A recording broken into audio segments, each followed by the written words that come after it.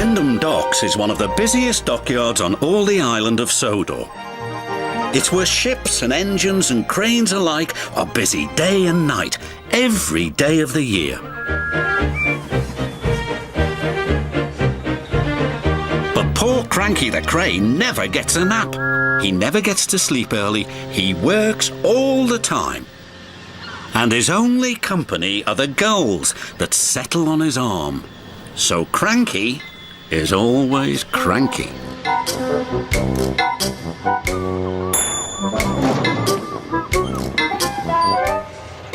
"Ahoy there, Cranky!" cried Salty.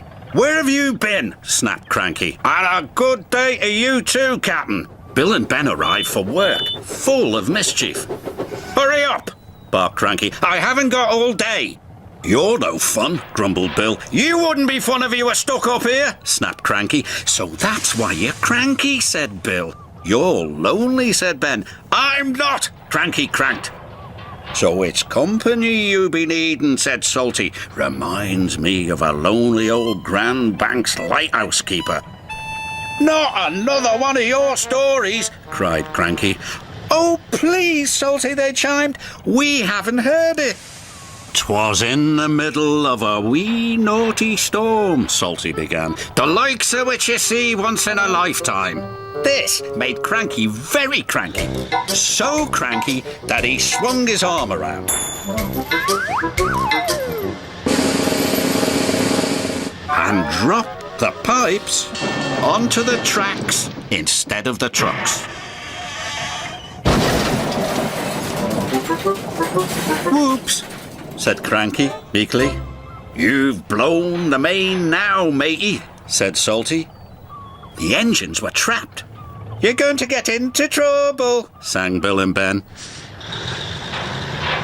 The Fat Controller was in his office being measured for a new waistcoat. When he heard the news, he left immediately for the docks.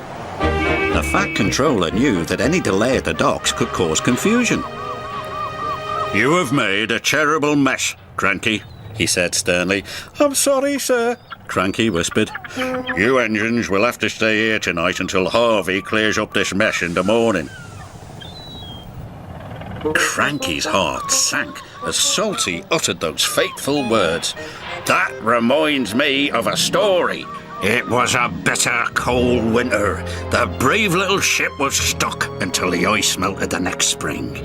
He barely made it round the Cape. After 100 scary days at sea without a scratch, he sailed into port and crashed his bow, not 15 feet from my buffers. Luckily, no one was hurt." "Except my ears," wailed Cranky. Salty spent all night telling tales of powerful storms, daring rescues, and brave little ships. And when the sun rose, he was still talking and talking and talking. "I can't take any more," groaned Cranky. Harvey the crane engine arrived. "The Fat Controller sent me to help clear away this mess," he puffed proudly. Cranky was so pleased the engines would be going soon, he forgot to be cranky. "I'll never misbehave again," he promised, "as long as I don't have to listen to any more of Salty's stories." And after Harvey and the workmen had cleared the wreckage, Cranky worked hard all day. He carefully loaded the trucks, helped speed the engines on their way, and he said please and thank you. "This is new," puffed Thomas, but he had spoken too soon. Cranky couldn't help himself. "It was nice while it lasted," said Percy, and all the engines laughed. But Cranky was still cranky.